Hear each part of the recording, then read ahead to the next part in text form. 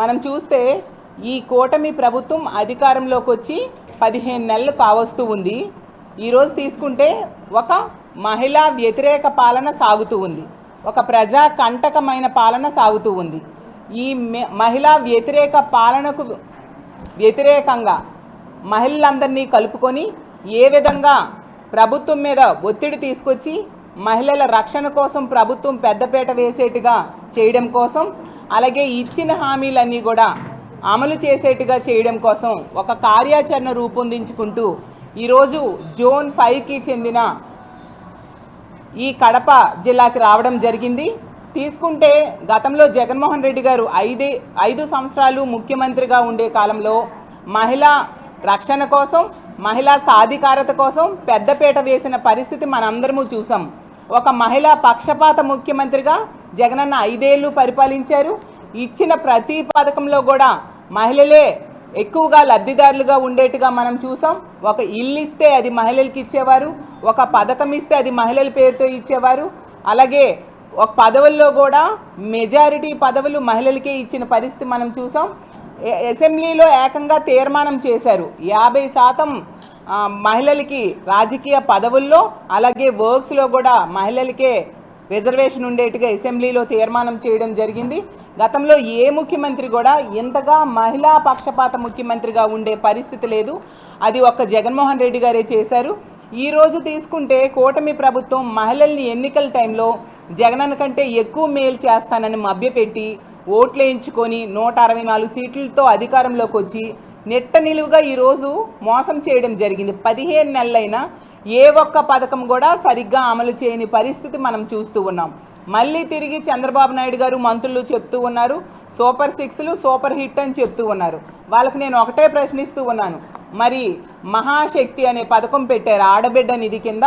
ప్రతి నెల 1500 రూపాయలు 19 సంవత్సరాల నుంచి 59 సంవత్సరాల మధ్య ఉన్న మహిళలకి ఇస్తామని చెప్పి, మరి 15 నెలలు అయింది కదా, ఏ ఒక్క మహిళకైనా మీరు ఆడబిడ్డ నిధి ఇచ్చారా అని నేను అడుగుతున్నాను. మరి సూపర్ 6 ఎలా సూపర్ హిట్ అవుతుంది అని నేను అడుగుతూ ఉన్నాను. అలాగే ఫ్రీ బస్సులో 11 రకాల బస్సులకు అవకాశం ఇవ్వకుండా కేవలం 5 రకాల బస్సుల్లో ఎక్కే అవకాశం ఇచ్చిన మీరు ఫ్రీ బస్ పథకం ఎలా సూపర్ హిట్ అవుతుంది అని నేను అడుగుతూ ఉన్నాను. అలాగే తీసుకుంటే మొట్టమొదటి సంతకం నిరుద్యోగ భృతి, అలాగే 20 లక్షల ఉద్యోగాలు ఇస్తానని చెప్పారు. ఈరోజు మొదటి సంతకానికే దిక్కులేని పరిస్థితి ఉంది. ఎందుకంటే ఒక్క నిరుద్యోగికైనా మీరు నిరుద్యోగ భృతి ఇచ్చారా, ఒక్క ఉద్యోగమేనా ఒక నిరుద్యోగికి ఇచ్చారా అని నేను అడుగుతున్నాను. మరి సూపర్ 6 ఎలా సూపర్ హిట్ అవుతుంది అని నేను అడుగుతూ ఉన్నాను. అలాగే రైతులకి అన్నదాత సుఖీభవ అని పేరు పెట్టారు. మొత్తం కేంద్రంతో సంబంధం లేకుండా 20,000 రూపాయలు ఇస్తానని చెప్పి ఎన్నికల టైంలో చెప్పి ఈరోజు కేంద్రంతో కలిపి ఇస్తానని చెప్పడమే కాకుండా మొదటి ఏడాది ఎగ్గొట్టి ఇప్పుడు కేవలం 5,000 రూపాయలు రైతుల అకౌంట్లో వేసి చేతులు దులుపుకునే పరిస్థితి ఉంటే ఎలా సూపర్ 6 సూపర్ హిట్ అవుతుంది అని నేను అడుగుతూ ఉన్నాను. అలాగే ఒక్క మహిళకైనా మీరు రేషన్ కార్డులు ఇచ్చారా అని నేను అడుగుతూ ఉన్నాను. ఉన్న ఫంక్షన్స్ ఈరోజు తీసేయడంతో ఎంతమంది రోడ్డెక్కి నిరసన తెలియజేస్తున్నారో మనం చూస్తూ ఉన్నాం. వికలాంగులకి అయితే చాలా దారుణంగా వాళ్ళ ఫంక్షన్స్ కోత కోయడానికి వీళ్ళు పూనుకోవడంతో ఎంత ఘోరంగా వాళ్ళు బాధలు పడుతూ ఉన్నారు ఈ రాష్ట్ర ప్రజలందరూ కూడా చూస్తూ ఉండే పరిస్థితి మనం చూసాం. అలాగే 3 గ్యాస్ సిలిండర్స్ ఉచిత గ్యాస్ సిలిండర్స్ అని చెప్పారు. మొదటి ఏడాది తీసుకుంటే ఒక్కటి మాత్రమే ఇవ్వడం జరిగింది. మరి సూపర్ 6 సూపర్ హిట్ ఎలా అవుతుంది అని అడుగుతూ ఉన్నాను.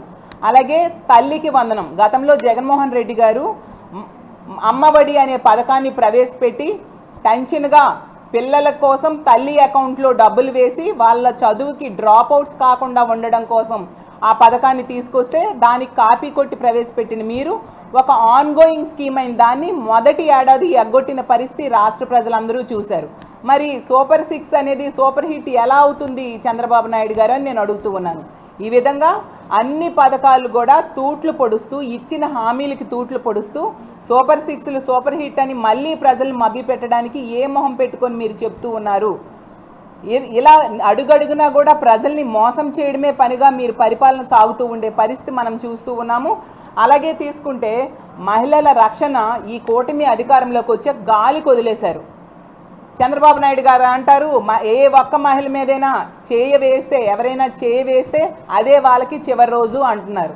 కానీ తెలుగుదేశం పార్టీ నాయకులు, తెలుగుదేశం పార్టీ కార్యకర్తలు, తెలుగుదేశం పార్టీ ఎమ్మెల్యేలే మహిళల్ని వేధిస్తూ ఉండే పరిస్థితి ఈ రాష్ట్రంలో నెలకొనడం మనందరము చూస్తూ ఉన్నాం. మరి చంద్రబాబు నాయుడు గారు ఏ ఒక్క మనిషికి కూడా చివరి రోజు చేయలేదు. మరింతగా మహిళల మీద అఘాయిత్యాలు పెరిగేట్టుగా మద్యం పాలసీని తీసుకొచ్చిన పరిస్థితి మనం చూసాం. ఈరోజు ఈ ప్రభుత్వం అధికారంలోకి వచ్చాక 70-80 వేల బెల్ షాప్స్ ఈ రాష్ట్రంలో కనిపిస్తూ ఉన్నాయి. మద్యం ఏరులై పారుతూ ఉండే పరిస్థితి.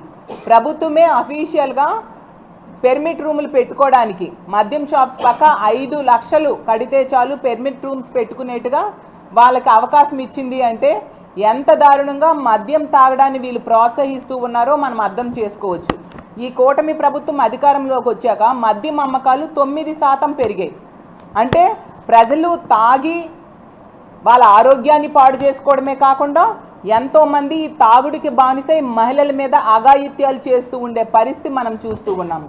అలాగే గంజాయి 100 రోజుల్లో రూపుమాపుతామనేసి హోమ్ మినిస్టర్ గారు అలాగే లోకేష్ గారు మొదట్లో చెప్పడం జరిగింది. డప్పేసుకొని చెప్పారు. ఈరోజు తీసుకుంటే గంజాయి ఎక్కడ పడితే అక్కడ కనిపిస్తూ ఉండే పరిస్థితి. సాక్షాత్తు హోమ్ మినిస్టర్ నివాసం ఉంటున్న విశాఖపట్నంలోనే గంజాయి ఉత్పత్తి జరుగుతుంది. అలాగే గంజాయి రవాణా తన సొంత నియోజకవర్గం అనే పాయకరావుపేట మీదుగా జరుగుతూ ఉండే పరిస్థితి మనం చూస్తూ ఉన్నాం. ఈరోజు గంజాయి విచ్చలవిడిగా దొరకడమే కాకుండా డ్రగ్స్ గతంలో ఎన్నడూ లేనట్టుగా ఈ కూటమి ప్రభుత్వం అధికారంలోకి వచ్చాక డ్రగ్స్ అనేవి డోర్ డెలివరీ చేస్తూ ఉండే పరిస్థితి. సాక్షాత్తు ముఖ్యమంత్రిగా ఉన్న చంద్రబాబు నాయుడు గారు నివాసం ఉంటున్న గుంటూరు జిల్లాలోనే డ్రగ్స్ దొరుకుతూ ఉండే పరిస్థితి. రాష్ట్రం మొత్తం మీద ఎక్కడ పడితే అక్కడ డ్రగ్స్.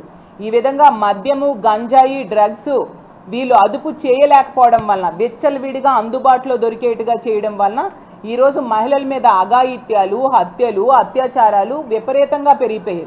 రోజుకి 70-80 కేసులు మహిళల మీద అఘాయిత్యాలు నమోదవుతూ ఉన్నాయంటే ఈరోజు మహిళల రక్షణ ఎంత ఘోరంగా ఉంది, ఎంత గాలిలో దీపాల్లో మహిళల ప్రాణాలు ఉన్నాయో అర్థం చేసుకోవచ్చు. మహిళల్ని మభ్యపెట్టి ఓట్లు వేయించుకున్న ఈ కూటమి వాళ్ళు ఈరోజు అధికారంలోకి వచ్చాక మహిళల రక్షణ గాలికి వదిలేశారు. మహిళలకి ఇచ్చిన హామీలు గాలికి వదిలేసిన పరిస్థితి మనం చూసాం. ఎన్నికల టైంలో వీళ్ళు చెప్పారు బాహుబలి లాంటి సినిమా చూపిస్తాము అని చెప్పి ఇప్పుడు నరబలి లాంటి పాలన చూపిస్తూ ఉండే పరిస్థితి ఈ రాష్ట్రంలో నెలకొనుంది.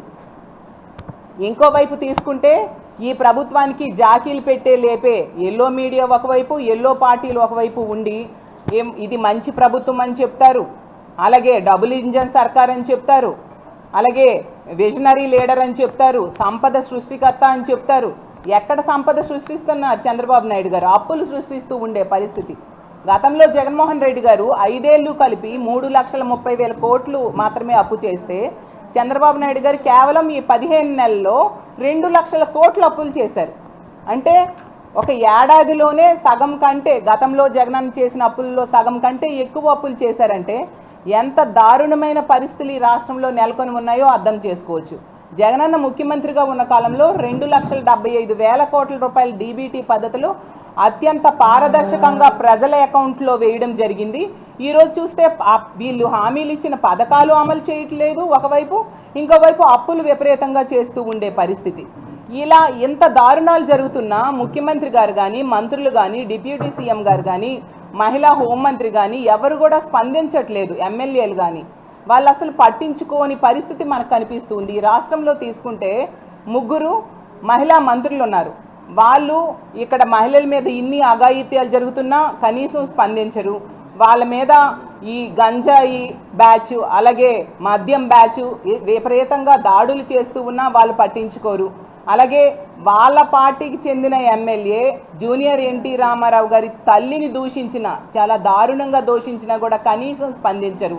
అలాగే వాళ్ళ పార్టీ నాయకులే మహిళల మీద అఘాయిత్యాలు చేస్తున్నా కనీసం స్పందించరు. ఇచ్చిన హామీలు ఏ ఒక్కటి కూడా నెరవేర్చకపోయినా వాళ్ళు స్పందించరు. ముఖ్యంగా మహిళల్ని నెట్ట నిలువుగా మోసం చేసినా స్పందించరు.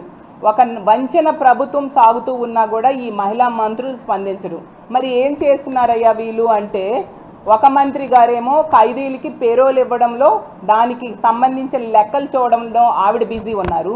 ఇంకో మంత్రి గారేమో వరలక్ష్మి వ్రతానికి కానుకలు తీసుకోవడంలో లెక్కలు చూడడంలో ఆ మంత్రి గారు బిజీగా ఉన్నారు. ఇంకో మంత్రి గారేమో కుట్టు మిషన్స్లో సంపాదించడం కోసం కోట్ల లెక్కలు చూడడంలో ఆవిడ బిజీగా ఉన్నారు తప్ప ప్రజా సమస్యల్ని గాలికి వదిలేసిన పరిస్థితి మనం చూస్తూ ఉన్నాం. ఇంకోవైపు పోలీసుల్ని ప్రజల రక్షణ కోసం కాకుండా కక్ష సాధింపు రాజకీయాలకి రెడ్ బుక్ రాజ్యాంగం అమలు చేయడానికి ఉపయోగిస్తూ ఉండే పరిస్థితి మనం చూస్తూ ఉన్నాము. వాళ్ళకి స్వేచ్ఛ లేకుండా ఎంతసేపు కూడా ప్రతిపక్ష నాయకుల మీద అక్రమ కేసులు పెట్టడం మీదే దృష్టి సారిస్తూ పోలీసుల్ని వాటికే ఉపయోగిస్తూ ఉండడం వలన ఈరోజు ఈ పరిస్థితి ఈ రాష్ట్రంలో నెలకొనుంది. మరీ ముఖ్యంగా చంద్రబాబు నాయుడు గారు అయితేనేం, పవన్ కళ్యాణ్ గారు అయితేనేం, ఒక మహిళా హోంమంత్రి అయితేనే పాలనని గాలి కొదిలేసి వాళ్ళ స్వంత ఎజెండాతో ముందుకు వెళ్తూ ఉండే పరిస్థితి మనం చూస్తూ ఉన్నాం. ఇంకా పవన్ కళ్యాణ్ గారు తీసుకుంటే మహిళల మీద ఎవరైనా వేస్తే తాట తీస్తాం, తొక్క తీస్తాం, తోలు తీస్తాం అంటూ ఊగిపోతూ మాట్లాడిన పవన్ కళ్యాణ్ గారు ఎన్నికల టైంలో సొగాలి ప్రీతి అనే అమ్మాయి మీద అత్యాచారం జరిగి హత్య జరిగిన సంఘటన, ఆ కేసుని రాజకీయ ప్రాధాన్యత ఉన్న అంశంగా తీసుకొని వచ్చి సొగాలి ప్రీతి తల్లిని పక్కన కూర్చోబెట్టుకొని ఊగిపోతూ చెప్పారు, ఈ కేసు రేపొద్దున కూటమి అధికారంలోకి వచ్చాక మేము మొదట ప్రాధాన్యత కేసుగా తీసుకుంటాము, ఆ పని చేసిన దుర్మార్గుల్ని వెతికి పట్టుకొని శిక్షిస్తాము అని చెప్పారు.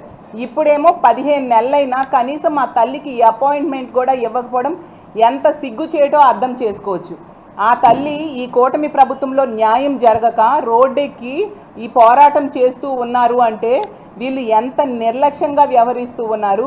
ఆ అంశాన్ని రాజకీయ అంశంగా వాడుకొని లబ్ధి పొంది ఈరోజు ఎలా గాలి కొదిలేశారో మనం అర్థం చేసుకోవచ్చు. పవన్ కళ్యాణ్ గారు అంటారు లా అండ్ ఆర్డర్ నా చేతిలో లేదు, సీఎం గారి చేతిలో ఉంది అనేసి. మరి ఈ విషయం మీకు ఈ హామీ ఇచ్చినప్పుడు మీకు తెలియలేదా పవన్ కళ్యాణ్ గారు అని నేను అడుగుతూ ఉన్నాను. మాట్లాడితే రుషికొండ భవనాలు చూడడానికి 3-4 సార్లు వెళ్ళారు, ఎప్పటికీ విశాఖపట్నం వెళ్ళి చూస్తారు ప్రభుత్వ భవనాలను చూడడానికి. దాని బదులు ఆ తల్లికి ఒక్క 10 నిమిషాలు మీరు అపాయింట్మెంట్ ఇచ్చి ఆమె బాధ ఏదో తెలుసుకొని ఆ బిడ్డకి ఇంత అన్యాయం జరిగినందుకు ఆ దుర్మార్గులకి శిక్ష పడేట్టుగా చేయొచ్చు కదా.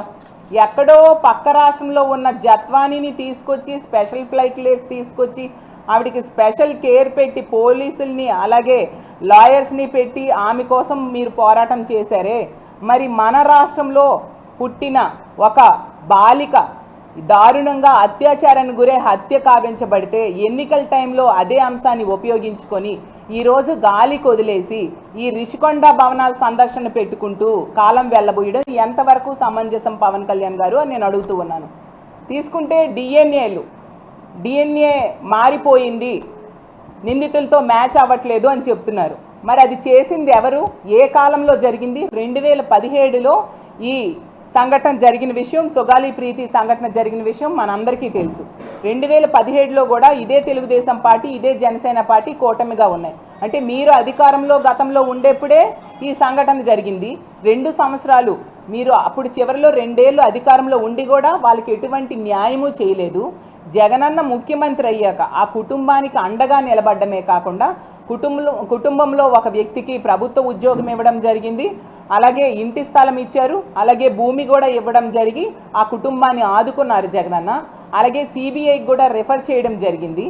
మరి ఈరోజు కూటమి అధికారంలోకి వచ్చాక ఆ సిబిఐ వెనక్కి వెళ్ళిపోయింది. మరి మీరు సెంట్రల్తో ఎలియన్స్లో ఉన్నారు కదా, మీ ఎంపీలు కనుక వెనక్కి తీసుకుంటే మద్దతుని కేంద్ర ప్రభుత్వమే కూలిపోయే పరిస్థితి. మరి మీరు ఎందుకు కేంద్రం మీద ఒత్తిడి తీసుకొచ్చి సొగాలి ప్రీతి కేసు విషయం సిబిఐ ఎంక్వైరీ వేయట్లేదు? ఆ తల్లి డిమాండ్ చేస్తుంది మీరు సిబిఐ ఎంక్వైరీ అయినా వేయాలి లేదా సిట్ అయినా వేయాలి అని. మీరు ఎందుకు వేయట్లేదు పవన్ కళ్యాణ్ గారు? ఎందుకు మీరు ప్రభుత్వం మీద ఒత్తిడి తీసుకురావట్లేదు? మీరు ఒక డిప్యూటీ సీఎంగా ఉన్నారు కదా, ఇప్పటికి కూడా ప్రతిపక్ష నాయకుడిగానే ఎందుకు మాట్లాడుతున్నారు?